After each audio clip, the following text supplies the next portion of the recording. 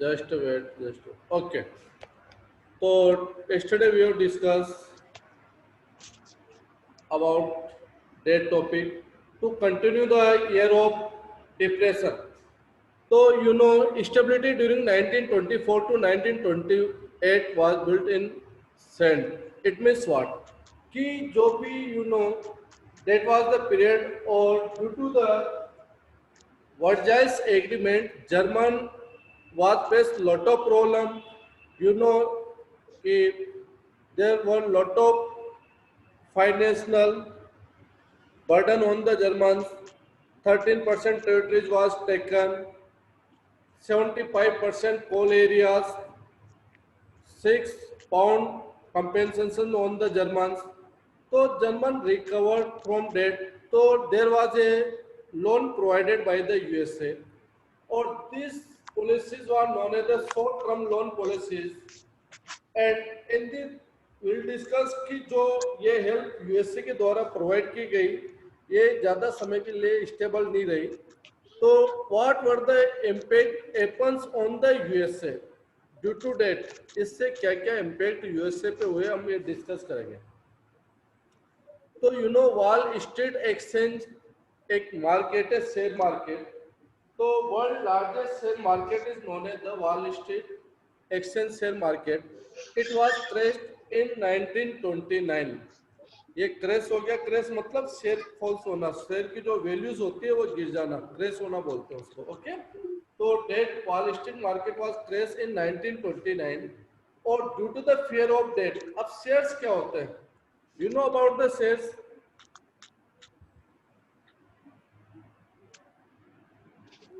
You know, dear, about the share. What is the share?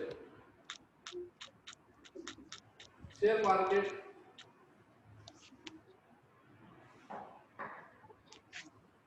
Do you know about the share market? Or yes or no? Sir वापस sir shares की. What? Sir थोड़ा थोड़ा पता है. थोड़ा पता है. चलो okay. Suppose as a businessman I want to start a industry. Okay. मैं एज ए बिजनेस एक इंडस्ट्री स्टार्ट करना चाहता हूँ और मेरे पास इतना पैसा है नहीं. तो इन केस मैं अपनी कंपनी के शेयर लॉन्च कर दूंगा और उनकी कुछ भी अलग अलग कॉस्ट रखी जा सकती है, अलग अलग वैल्यूज, अलग अलग वेट्स के अंदर वो शेयर्स रहेंगे. तो उनको जो शेयर परचेज करेगा मार्केट में वो सेल होंगे. सपोज जैसे एक शेयर की कॉस्ट फॉर एग्जांपल 100 रुपीज है, तो मेरी कंपनी का जो भी प्रॉफिट हो गया 2% 3%, तो वो शेयर के जो होल्डर्स है उसको वो प्रॉफिट शेयर हो जाएगा. तो it depend on the brand company, it depend on the क्या उसकी वैल्यूज, किसी कंपनी की डिग्निटी, किसी कंपनी के अंदर पब्लिक को ट्रस्ट कितना है, उसके अकॉर्डिंग शेयर सोल्ड होते हैं. ओके. तो अगर मेरा 10% प्रॉफिट में शेयर करता हूँ या जो भी मेरी टर्म एंड कंडीशन है, तो मेरे कंपनी की वैल्यूज या प्रॉफिट जैसे बढ़ेगा आपकी शेयर्स की वैल्यू बढ़ती जाएगी. तो कभी कभी क्या होता है कि बहुत से ऐसी कंपनी में इन्वेस्ट करना चाहते हैं जो ट्रस्टेबल इंडस्ट्रीज में है, लाइक अंबानी फैमिली है, टिस्को के शेयर है, टाटा के शेयर्स है, मारुति, कितने ऐसे शेयर्स होते हैं, एलपीजी के, एसबीआई के शेयर्स है, लाइक बैंक के, सबके शेयर्स होते हैं. और जस्ट रिवर्स में भी हो हैपेंस, अपोजिट भी हो जाता है. कभी कभी कभी ये होता है कोई कंपनी लॉस में जा रही है तो शेयर्स की वैल्यू डाउन हो जाती है. हो सकता है आपने 100 रुपीज में शेयर परचेज किया है और उसकी वैल्यू 10% डाउन हो जाती है, तो हो सकता है मार्केट में सेल करो तो वो 90 रुपीज का सेल होगा. तो इससे क्या होता है जब किसी शेयर की वैल्यू डाउन होती है बेटा शेयर मार्केट में, तो पब्लिक में एक मैसेज स्प्रेड हो जाता है कि इन फ्यूचर्स और ज्यादा भी फास्ट जो प्राइस है इट में भी फॉल्स डाउन. अगर ये डाउन हो जाएगी तो पब्लिक क्या करती है, अपने इन्वेस्टमेंट को विड्रॉ करना स्टार्ट कर देती है. विड्रॉ मतलब वो बैंक से या शेयर मार्केट में जहाँ पे इन्वेस्टमेंट है वो निकलवाना स्टार्ट कर देती है, शेयर को सोल्व कर देती है. तो कोई भी कंपनी और उसकी कंडीशन वैसे वीक होती है, वो बहुत ज्यादा वीक हो जाती है ड्यू टू डेट. तो कोई भी मैसेज अगर मार्केट में कन्वे हो जाता है कि ये बैंक है या ये कंपनी है या पर्टिकुलर ये इंडस्ट्रीज है या ऑर्गेनाइजेशन है, तो इसके शेयर या इसकी कुछ भी इस टाइप की कोई भी मिसकम्युनिकेशन मैसेज मार्केट में आ जाए तो शेयर्स की वैल्यू डाउन हो जाती है. कभी कभी फॉर एग्जांपल जैसे कोई बजट पे आ गया, बजट के अंदर बता दिया गया कि एग्रीकल्चर या एसबीआई को इतना इतना प्रमोशन या उसका बेनिफिट गवर्नमेंट देगी तो शेयर मार्केट में जस्ट जंप आ जाता है। तो it depend, government policies also affect the share market. तो ये एक तरह का शेयर मार्केट होता है। बस शॉर्ट में हमारे चैप्टर में शेयर मार्केट से रिलेटेड ज्यादा डिस्कशन नहीं है। तो this is the share market. तो वर्ल्ड का सबसे बड़ा शेयर मार्केट है यूएसए के अंदर वॉल स्ट्रीट मार्केट। तो आज तो बेटा today we are using the digital technology to withdraw and deposit the share और मनी। ओके, उस समय इतने डिजिटल टेक्नोलॉजी नहीं हुआ करती थी 1929 और उसमें। तो उस समय हमें इंडिविजुअली वहां जाना पड़ता था, यानी जो भी अमेरिकन सिटीजन हुए invest on the Wall street market, तो विड्रॉ डिपॉजिट शेयर होल्ड करने के लिए, परचेज करने के लिए उनको जाना पड़ता था। तो you can see the pictures is given in your book कि आप देखोगे कितना रस वहां देख रहे हो आप वॉल स्ट्रीट मार्केट जो डायग्राम बुक के अंदर गिवन है। तो ये होता है शेयर मार्केट। ओके, तो इन दिस शेयर मार्केट 1929 में जो वॉल स्ट्रीट शेयर मार्केट था इट क्रैश डाउन, बिल्कुल गिर फॉल्स उसके शेयर्स, और people sold their share Fehling the price. और इस डर से लोगों को लगा कि उन्होंने अपने सेल्स जो थे शेयर सेल करना स्टार्ट किए। और इसका रिजल्ट क्या हुआ कि इतने शेयर सेल हो गए कि 24 अक्टूबर 13 million shares were sold. 13 million shares sold हो गए। अब फॉर एग्जांपल एक शेयर की कीमत अगर 100 रुपीस भी हो या 10 रुपीस भी हो तो 13 मिलियन मल्टीप्लाई बाय द 10 और 100 कुछ भी कर लीजिए आप, यानी नंबर ऑफ शेयर हुए न कि money, number of share 13 million shares were sold with in 24 October, with in the one day. तो सोचिए आप किसी शेयर मार्केट से अगर पैसा विड्रॉ हो जाता है तो व्हाट हैपेंस। अब इसका सिंपल सा एग्जांपल लीजिए, आप शेयर मार्केट में मत जाइए, हम अपनी फैमिली से रिलेटेड एक एग्जांपल ले लेते हैं। Suppose I belong from the middle family, okay, middle family, और I have taken the loan from the different agency और डिफरेंट बैंक, मैंने लोन ले रखा है यू नो, और किसी से और भी मैंने क्रेडिट पे पैसे ले रखे, और किसी से मैंने सपोज प्रॉपर्टी या कुछ इन्वेस्टमेंट के लिए पैसे ले रखे। अगर मुझसे 1 बाय 1 मैं इंस्टॉलमेंट के थ्रू पे करता हूँ या ऐसे करता हूँ तो I will not face any problem, I hope no trouble I will face in such installment और पेमेंट पे करने। बट व्हाट हैपेंस अगर सबके सब मेरे को कहे कि एक साथ पेमेंट तो कर जाता है जो क्लासेस।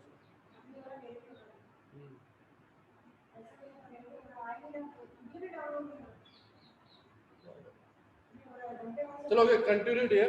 तो दिस हैपन, तो एकदम मैं सबको पैसा नहीं दे पाऊंगा, तो व्हाट हैपन्स मेरी इकोनॉमिकल जो पोजीशन है बहुत ज्यादा वीक हो जाएगी। उससे क्या होगा, मुझे अपनी प्रॉपर्टी सेल करनी पड़ेगी। जब लोगों को लगेगा कि मेरे पास जो मेरी फिक्स प्रॉपर्टी और एसेट है वो सेल होना स्टार्ट हो गए, तो लोग बाग मेरे घर पे आना स्टार्ट कर देंगे, सबसे पहले लाइन लग जाएगी उनकी। देन ये कंडीशन हो जाएगी, तो इस टाइप से जो कंडीशंस आ जाती है इकोनॉमी से, देन नॉन एज द किसी भी बैंक जो शेयर मार्केट ऐसे फोर्स डाउन हुए थे in USA.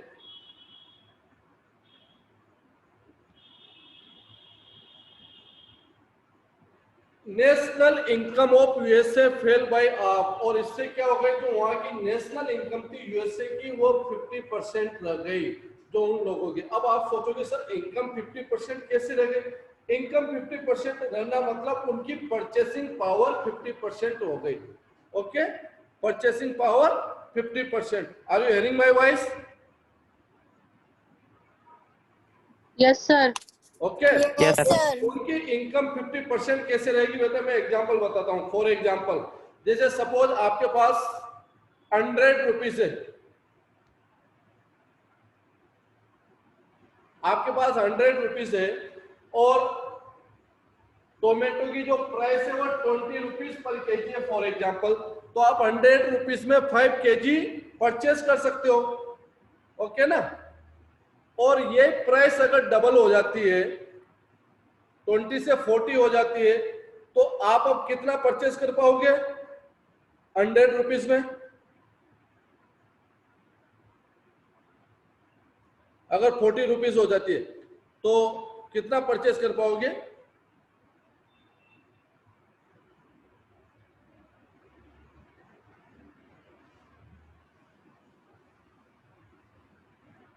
Hello yes sir. बेटा, इसमें क्या हुआ? Yes, income sir. 50, चलो ओके, मैं यस, इनकम 50% रहने का मतलब होता है कि सपोज मेरी किसी की सैलरी 50,000 रुपीज है फॉर एग्जाम्पल, ओके। अब वो 50,000, उसकी इनकम 50 है, उसकी सैलरी वो अभी भी 50 आ रही है, उस समय भी 50 आ रही थी 1929 में और डेट टाइम। अब हम कहते हैं कि किसी की नेशनल इनकम 50% रहना, इट मीन्स व्हाट? इनकम जो सिटीजन्स की 50%, इट मीन जो अर्ली टाइम अगर सपोज वो जो 50,000 रुपीज से जितने प्रोडक्ट परचेस कर सकता था, तो due to the when the prices were rise up, किसी प्रोडक्ट की प्राइसेस जब बढ़ गई, तो आज भी उनके प्रोडक्ट वो 50% प्रोडक्ट परचेस कर पा रहा है, तो इट मीन्स उसकी परचेसिंग पावर कम हो गई, तो इनकम 50% होना बोलते हैं। जैसे फॉर एग्जांपल आपकी पॉकेट में 10 रुपीज, ओके, और एक कॉफी की कॉस्ट है 5 रुपीज, चॉकलेट की कॉस्ट है 5 रुपीज, तो आप कितनी परचेस कर सकते हो? तो आपकी पॉकेट में 10 रुपीज है और आप एक चॉकलेट की कॉस्ट है 5 रुपीज, तो you can purchase only 2, purchasing power आपकी क्या है? 2 है। लेकिन ये कॉस्ट बढ़ के 10 रुपीज हो जाती है, तो आपकी परचेसिंग पावर क्या हो गई? 1, इट मींस द इनकम कितनी हो गई? 50%। भाई पैसा आपके पास वही है, वैल्यू कम हो गई ना पैसे की, मनी की वैल्यू कम हो गई। तो यूएसए के अंदर यही हुआ, व्हाट हैपेंस इन यूएसए, जो वहां के सिटीजन थे उनकी इनकम 50% रह गई। अब देखिए, यूएसए हेल्प करने गया था किसकी? जर्मन की, और खुद ट्रबल में आ गया, प्रॉब्लम में फंस गया। Sir this sir what? Excuse me sir. Sir, या sir, sir, जी हरीश्री सर। और उनको सर ऐड होना है सर, उनको एडमिट कर लो ना सर सर क्लास में। हरीश्री को ऐड कर लो ना मीटिंग में। जस्ट वेट बेटा, मुझे ध्यान नहीं गया मेरा इस पे, सर हरीश्री वेट कर दिया। दोनों को ऐड कर सर दो। हरीश्री, जानवी और ये सब वेट कर रहे हैं। ओके ओके, ऐड हो गए। तो this is known as the great depression period. चलो मैं ग्रेट डिप्रेशन पीरियड के पॉइंट वापस कर देता हूं क्योंकि बच्चे लेट आए हैं। तो यू नो 1924 टू 1928 तक कुछ समय के लिए लोगों को लगा कि जो इकोनॉमिकल हेल्प यूएसए ने दी है उससे चाइना को, यू नो, जर्मन को थोड़ी स्टेबिलिटी मिलेगी, बट ऐसा नहीं हुआ। बिल्ट इन सैंड का मतलब होता है कि रेत पे या इन पे सैंड पे ज्यादा टाइम तक हम घर बना के कोई भी चीज नहीं टिकती ना, जैसे वैसे। तो जर्मन रिकवरी के लिए यूएसए ने क्या किया? एक शॉर्ट टर्म लोन प्रोवाइड किया यूएसए ने। और what was the person name? कल आपने डिस्कस किया था, this was the person who provide the loan. US help the Germany by the Dawes plan. जो इन्होंने हेल्प प्रोवाइड की थी, इन्होंने ये पॉलिसी बनाई थी यूएसए के सिटीजन्स ने, किनके लिए? जर्मन के लिए। ओके, तो इसका रिजल्ट क्या हुआ यूएसए के ऊपर कि जब वहां के लोगों को लगा कि हमने उनको फाइनेंशियल हेल्प प्रोवाइड किए, तो खुद वहां से लोगों ने मनी विड्रॉ करना स्टार्ट कर दिया वॉल स्ट्रीट मार्केट से, जो वर्ल्ड का सबसे बड़ा शेयर मार्केट है। वॉल स्ट्रीट एक्सचेंज क्रैश 1929 में क्रैश हो गया wall street share market. People sold their sharing fearing the falling the price. बहुत से लोगों को लगा कि prices will be falls down, तो दे सोल्ड देयर शेयर्स। और due to that what happens, national income of USA fell by half. लोगों की इनकम 50% रह गई। तो it that effect was the felt world wide. ये जो इफेक्ट हुआ है पूरे वर्ल्ड में हुआ, ऐसा नहीं। क्यों हुआ? क्योंकि all the countries are interlinked which other. आज कोई भी कंट्री में कोई भी इफेक्ट होता है तो हम आज उसके साथ एक्सपोर्ट करते हैं, इंपोर्ट करते हैं, उस पर पड़ने वाला इफेक्ट। अब जैसे सपोज हम आज कितने चीजों का इंपोर्ट करते हैं, अब किसी कंट्री के अंदर कोई क्रॉप फेलियर हो जाती है तो हमारे यहाँ प्राइसेस राइज अप हो जाएंगे उन प्रोडक्ट के, अगर हम इंपोर्ट करते हैं तो दिस हैपेंस। आजकल क्या ग्लोबलाइजेशन की वजह से कंट्रीज इंटरलिंक है, तो this effect was world wide. और यूएसए तो एक डेवलप्ड कंट्री था, तो this happens. Second, the year of depression का जो सेकंड पेज है, इकोनॉमिक क्राइसिस है deep impact on German economy. German economy पे बहुत ज्यादा डीप इम्पैक्ट पड़े, किसके? ग्रेट डिप्रेशन के। अब देखो डिप्रेशन का मीनिंग भी अलग अलग होता है। डिप्रेशन मतलब डाउन, कैसे नीचे गई economic. Industrial production was reduce to the 40%। Industrial production क्या हुआ, रिड्यूस हो गया, कम हो गया 40%। यानी सपोज पहले अगर मान लो किसी फैक्ट्री में 1000 फोर व्हीलर बनती थी, अब वो 40% कम हो गई। सपोज 1000 बनती थी तो अब कितनी बन रही है, 600 बन ली, 40% कम हो गई। ये हुआ 1932। अब इस देखिए आप, जब किसी जगह इंडस्ट्रीज में प्रोडक्शन कम होगा तो व्हाट हैपेंस, अनएम्प्लॉयमेंट बढ़ेगा बेटा, लोग जो वहां वर्क कर रहे हैं उनको निकालना स्टार्ट हो जाएगा। अब आप सोचिए ग्रेट डिप्रेशन पीरियड से इतना हुआ है, अभी कोरोना से कितना अनएम्प्लॉयमेंट हुआ है, कितनी फैक्ट्री शट डाउन हो गई, कितने लोग हैं जो घर पे बैठ के वर्क नहीं कर पा रहे। तो दिस हैपेंस। अब अभी हम ग्रेट डिप्रेशन पीरियड पढ़ रहे हैं ना, फ्यूचर में बच्चे पढ़ेंगे corona great depression period. Corona से कोविड-19 से क्या ग्रेट डिप्रेशन आया था, ये भी एक ग्रेट डिप्रेशन है कोरोना की वजह से। तो you know when a production reduce 40% तो वर्कर्स लॉस देयर जॉब। अब फर्स्ट पॉइंट से इंटरलिंक कर लीजिए सेकंड पॉइंट को। जब प्रोडक्शन कम होगा तो लोगों की जॉब चली जाएगी, और कुछ लोग वर्क करेंगे तो they may be ready to work on the low paid reduce wages, कम सैलरी पे वर्क करने के लिए तैयार हो गए। फिर अगर मान लो लोगों के पास पैसा नहीं है तो what happens, criminal activity increase, crime बढ़ेगा, क्रिमिनल एक्टिविटीज बढ़ेगी, लोग लूटना स्टार्ट करेंगे शॉप्स को, इनको। तो दिस मे बी हैपेंस, ये सब चीजें कंटिन्यू बढ़ती जाएगी। And falling value of currency, currency की वैल्यू डाउन होती जाएगी। Income and saving of the people diminish, जो डिमिनिश हो जाएगी। जो लोगों की वैल्यू है, सेविंग है, वो कितने दिनों तक वो सर्वाइव कर पाएंगे, ज्यादा समय तक नहीं। जो करेंसी की वैल्यू है वो भी डाउन हो जाएगी। तो this happens, business goat the run, all the agriculture price affected pageantry, जो प्राइसेस जो है क्रॉप की इनकी कॉस्ट डाउन हो जाएगी। तो दिस हैपेंस, तो इससे क्या होगा, प्लूरल लेटराइजेशन होगा। It means become improving the level of working class, यानी लोग जिस स्टैंडर्ड में बिलोंग करते हैं, suppose they belong from the middle family या एनी सच फैमिली, तो उस फैमिली से लोग क्या होंगे, नीचे का स्टैंडर्ड का लाइफ जीना स्टार्ट कर देंगे। दे में भी स्टार्ट द सच स्टैंडर्ड जो उनसे बिलोंग नहीं करता, यानी लिविंग स्टैंडर्ड डाउन होना स्टार्ट हो जाएगा। लिविंग स्टैंडर्ड डाउन होना स्टार्ट हो जाएगा।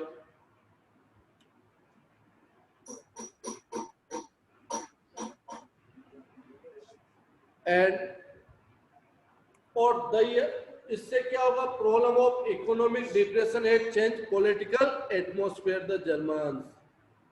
अब इससे क्या क्या, चलो इसको हम कल करेंगे इस टॉपिक को, अभी इतना ही करेंगे आज के लिए।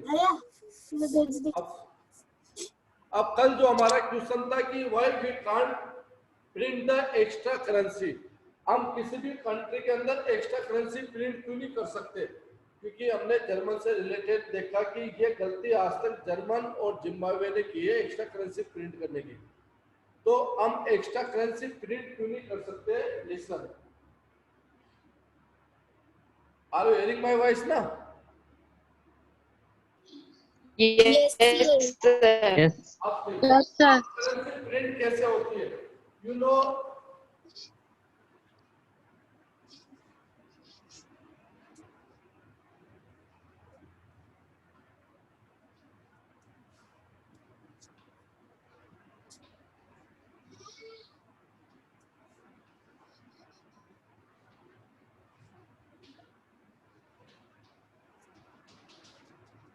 Final values of goods and services, कि आपकी कंट्री में कितनी final values of goods and services, यानी जो 3 सेक्टर है, primary, secondary and tertiary sector. Tertiary. Production output इन जितना है, इतनी आपकी कंट्री के अंदर टोटल आउटपुट है, कितने प्रोडक्ट, कितने रिसोर्सेज, कितनी सर्विसेज है, इतनी वैल्यू की आप करेंसी क्या कर सकते हो, प्रिंट कर सकते हो। इतनी वैल्यूज की करेंसी यू कैन प्रिंट, जितनी वैल्यूज इसकी है। सपोज आपकी कंट्री के अंदर गुड्स और सर्विस की वैल्यूज है 100 करोड़ फॉर एग्जांपल, आपके यहाँ इन सेक्टर्स की वैल्यू, गुड्स की वैल्यू है 100 करोड़, तो आप 100 करोड़ की प्रिंट करेंसी प्रिंट कर सकते हो। ओके, अगर इससे ज्यादा आपने किया तो व्हाट हैपन, इसकी प्राइसेस राइज अप हो जाएगी। इससे ज्यादा आप नहीं कर सकते, प्राइसेस राइज अप हो जाएगी, क्योंकि आपके पास रिसोर्सेज जितने उतने तो आप प्रिंट कर सकते हो। और सिंपल सा एग्जांपल ले लीजिए, एक कंट्री है जिसके अंदर 10 kg बीट का प्रोडक्शन हो रहा है, बीट, ओके, एक कंट्री 10 kg बीट का प्रोडक्शन हो रहा है, और इन दिस प्रोडक्शन 10 kg में इस कंट्री के अंदर नंबर ऑफ सिटीजन 2 है, 2 सिटीजन है, just example, okay, for example इनके पास है 100 रुपीज, यानी 50 रुपीज हर सिटीजन के पास है। अब बिट की प्राइस है 10 रुपीज पर केजी, बिट की प्राइस 10 रुपीज पर केजी है, तो एक सिटीजन कितना परचेस कर सकता है, 5 केजी, एक सिटीजन 5 केजी परचेस कर सकता है ओनली, और दूसरा भी 5 केजी जो इनकी नीड्स है। अब आप यहाँ करेंसी डबल करके प्रिंट करना चाहते हो, इनको अगर मान लो 100 है, करेंसी डबल कर दिया आपने, इनके पास रुपीस हो गए 100 डबल कर दी करेंसी, ओके, 200 हो गए। तो इधर तो क्या है, बिट तो आपके पास 10 केजी है ना, लैंड इज लिमिटेड, आपके पास बिट तो 10 केजी है, अब इनकी रिक्वायरमेंट तो अभी भी क्या है, 5 केजी है। अब दोनों के पास सफिशिएंट पैसा है, परचेसिंग पावर है, तो ये जो 10 रुपीज दे देते उसकी जगह 20 रुपीज देना स्टार्ट कर देंगे, सिंपल सी बात। तो बात तो ये हुई ना, प्राइसेस राइज अप हो जाएगी, क्योंकि product are limited, resources are limited. अगर आपकी किसी फैक्ट्री में 1000 4 व्हीलर बनती है और उसकी एक लिमिट है, तो उतने तो रिसोर्सेज है आपकी कंट्री में, आप जितने पैसे यूज कर सकते हो। पता चला पैसे इतने हो गए, रिसोर्सेज है नहीं, तो सबके पास पैसा आ जाएगा। तो एक चीज मुझे बताओ, एक सिंपल सा फॉर्मूला है कि अगर मेरे पास पैसा है तो व्हाई आई शुड वर्क, और मेरे पास पैसा नहीं है तो मैं वर्क करूंगा, पैसा कमाऊंगा, प्रॉपर्टी परचेस करूंगा। जब सबके पास पैसा होगा तो प्रॉपर्टी कोई सेल क्यों करेगा, क्यों कोई काम करेगा, क्यों कोई अपने हार्ड वर्क करेगा, क्यों जॉब करने जाएगा, कुछ भी नहीं होगा, कंट्री वही क्यों रुक जाएगी अगर पैसा ही सबके पास हो गया तो ये रीजन है। अब करेंसी कैसे प्रिंट होती है ये मैं बता देता हूं। करेंसी एक ऑर्गेनाइजेशन है आरबीआई, वो प्रिंट करती है बेटा, रिजर्व बैंक ऑफ इंडिया। अब इसका प्रिंट करने का एक बार में आरबीआई 200 करोड़ रुपीस प्रिंट कर सकती है, वन टाइम में 200 करोड़ रुपीस प्रिंट कर सकती है न्यू करेंसी। तो ये प्रिंट करने की जो टर्म एंड कंडीशन है, 115 करोड़ रुपीस का तो आपको क्या रखना पड़ेगा, गोल्ड। 115 करोड़ रुपीस का तो आपको गोल्ड डिपॉजिट करना पड़ेगा। इस कॉस्ट में कितना गोल्ड आ सकता है, इतनी वैल्यूज में, वो गोल्ड आपको डिपॉजिट करना है आरबीआई को। 85 फॉरेन करेंसी, 85 करोड़ की फॉरेन करेंसी डिपॉजिट करनी पड़ेगी, तब जाके आप 200 रुपीस इंडियन करेंसी प्रिंट कर सकते हो। अगर 200 करोड़ रुपीस प्रिंट करने के लिए आरबीआई के गाइडलाइन है कि 115 करोड़ रुपए का तो गोल्ड आपको डिपॉजिट करना है, क्योंकि गोल्ड की वैल्यू डाउन होने के चांसेस कम होते हैं, बढ़ने की ज्यादा। ओके, 85 का फॉरेन करेंसी आपको डिपॉजिट करनी, तब जाके आप 200 रुपीस प्रिंट कर सकते हो। ये टर्म एंड कंडीशन है हर कंट्री। अगर आपने उसकी बिना करेंसी के अगर मान लो वैल्यूज ही नहीं है, पेपर की कोई वैल्यू नहीं है, अगर मान लो आप ऐसे प्रिंट कर दोगे, कंट्री में रिसोर्सेज है नहीं, सबके पास पैसा आ जाएगा, तो मान लो जो चीज आज जो 2 व्हीलर यूज कर रहा है वो 4 व्हीलर की डिमांड करेगा, लेकिन 4 व्हीलर तो एक लिमिटेड ही बनती है ना, तो सभी 4 व्हीलर मांगेंगे, सबके पास पैसा होगा, तो बनाएगा कौन, वर्क कौन करेगा, कोई भी नहीं करेगा, प्राइसेस राइज अप हो जाएगी, तो बात बराबर है, इन्फ्लेशन आ जाएगा। और ऐसा ही जर्मन ने गलती की थी, वहां पे इन्फ्लेशन आ गया था, कौन सा, हाइपर इन्फ्लेशन। तो ये मैं थोड़ा कल कंटिन्यू करूंगा, हाइपर इन्फ्लेशन क्या होता है, ओके। तो ग्रेट डिप्रेशन पीरियड हम कल कंटिन्यू करेंगे, बिकॉज ओनली 1 और 2 मिनट्स आर लेफ्ट। आज थोड़ी क्लास भी लेट स्टार्ट हुई थी और आज के लेक्चर में कुछ बच्चे डिस्टर्ब रहे, तो इस लेक्चर को मैं थोड़ा शॉर्ट रिवाइज करूंगा मंडे को। चलो, thank you, have a good day dear students. Okay, Okay, sir. sir. Thank you. Bye, sir. Thank you, sir. Thank you.